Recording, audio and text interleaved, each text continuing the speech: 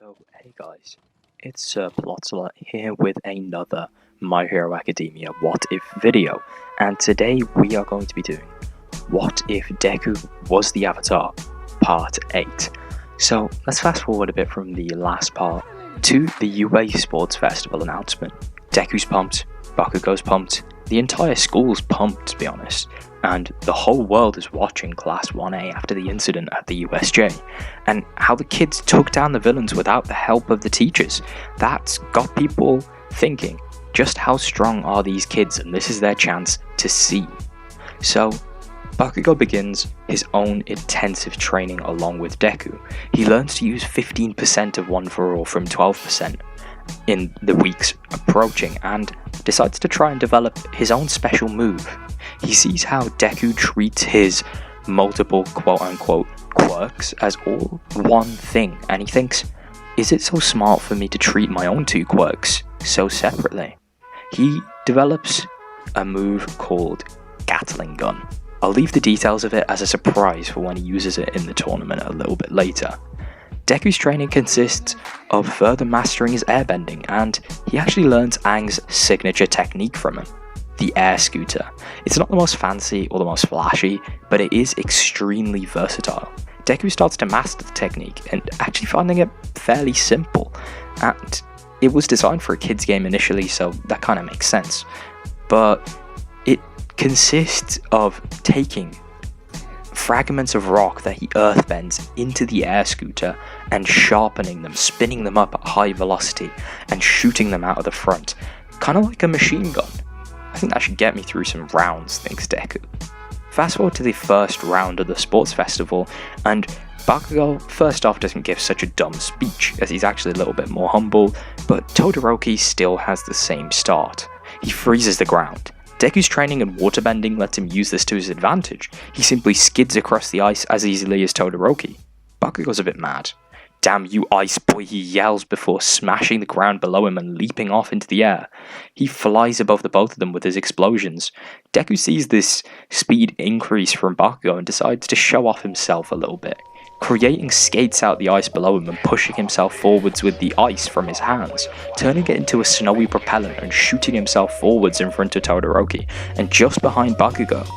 Our favourite half-hot, half-cold hero's slightly hotter side to his personality is unleashed by this, and a tad annoyed, he takes a leap before smashing into the ground and flying forwards with a well-placed ice spike to his own fist blunted at the end to provide a nice push, catching him up to the pair.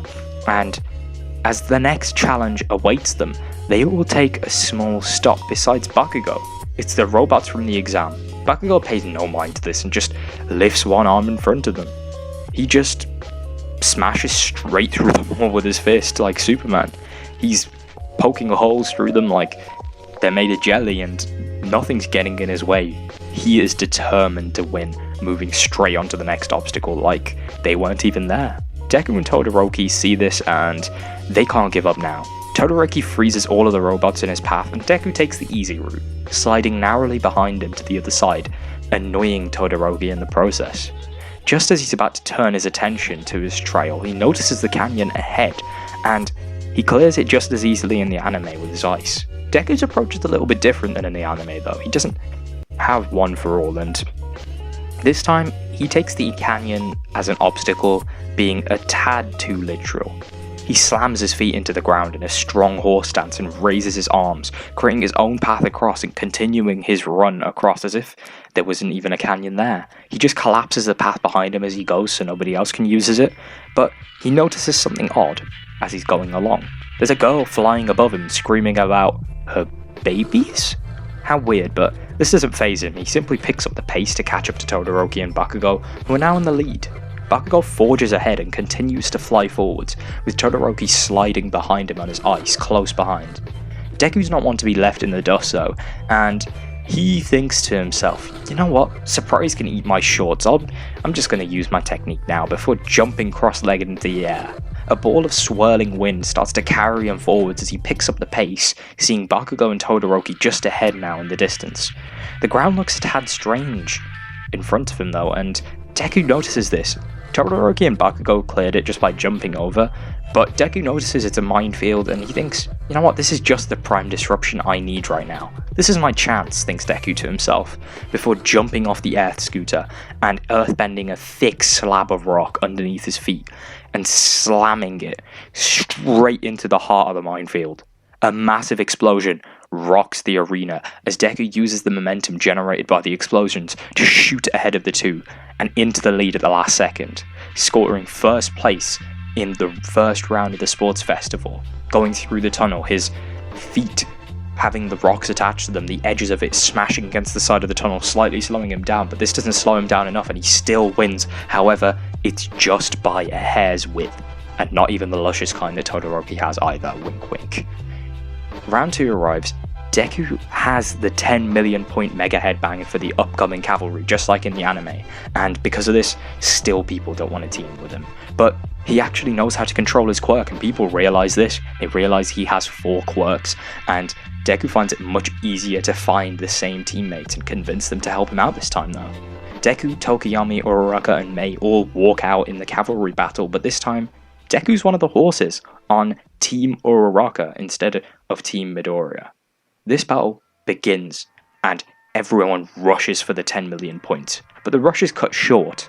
Deku raises his team into the air on a growing mound of earth, and slams back down, encircling a small portion of the arena, essentially cutting the arena into 2 separate parts, with just a small gap acting as a gateway between the two.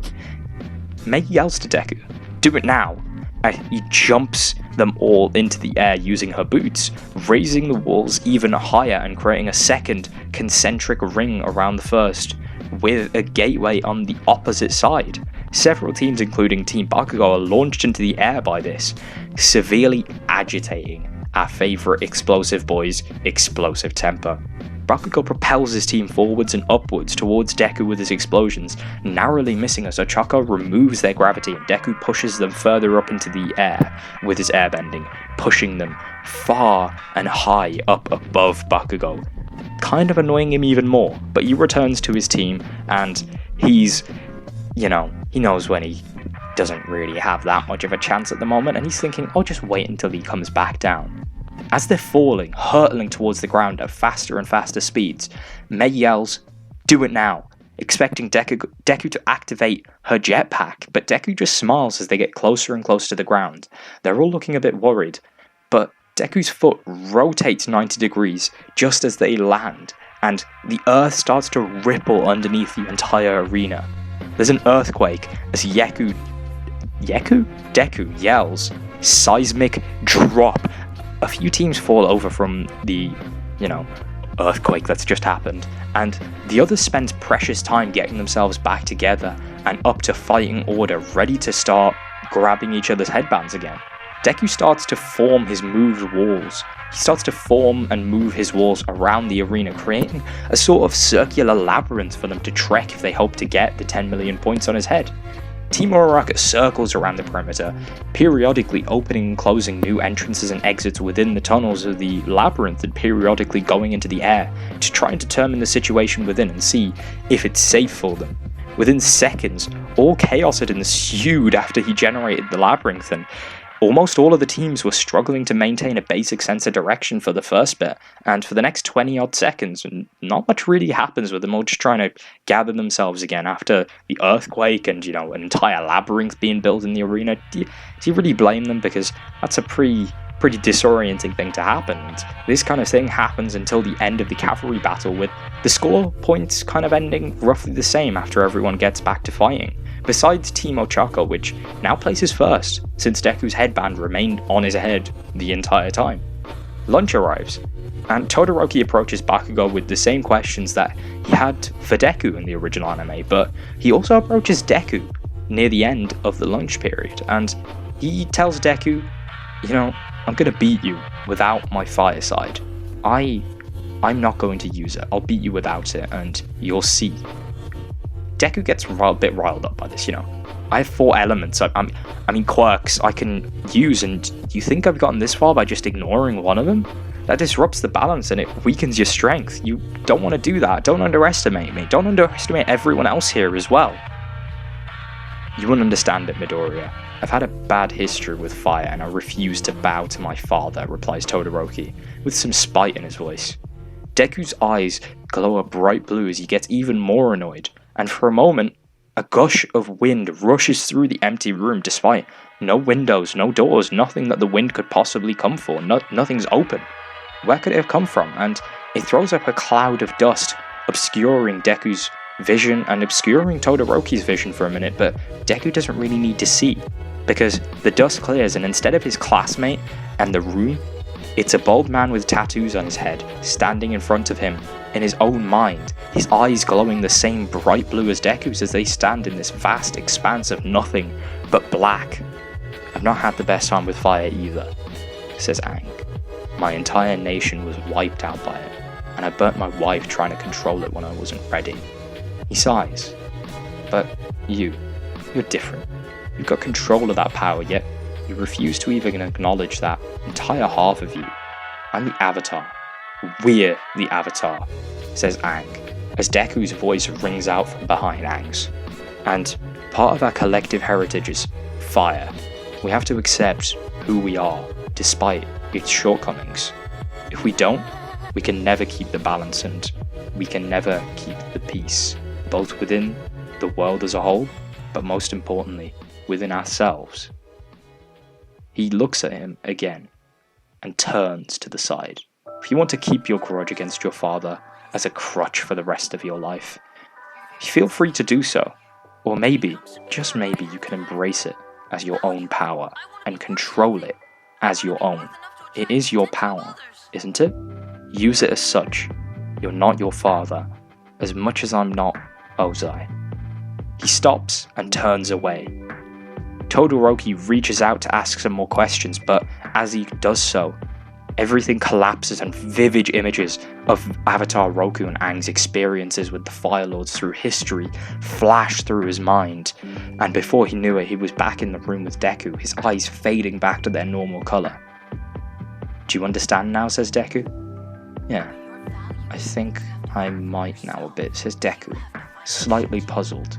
A half smile creeps across his face, and he says, good luck, before walking out the door, leaving Todoroki to slightly just wonder what just happened, because that wasn't normal. That wasn't Deku. I'm going to leave it there because I think that's been fairly long, and yeah, I think that was a fairly interesting, start to the sports festival. We didn't get to see Bakugou's special move, but it is coming up in the next part when the 1v1 fights happen. So stay tuned for that, guys. Thank you guys for watching. Yeah, I hope you guys enjoyed it. I'll see you guys in the next part. If you haven't, left a like and a subscribe and whatever, if you like the video and you want to see more content, then please do so. Leave a comment with whatever constructive criticism you have. If you like the video, say that. If you have any ideas, leave them. If you didn't like the video, explain why, and I'll get back to you trying to see how I could possibly improve it in future parts. But yeah, thank you guys for watching. I'll see you guys in the next video. All right, bye guys.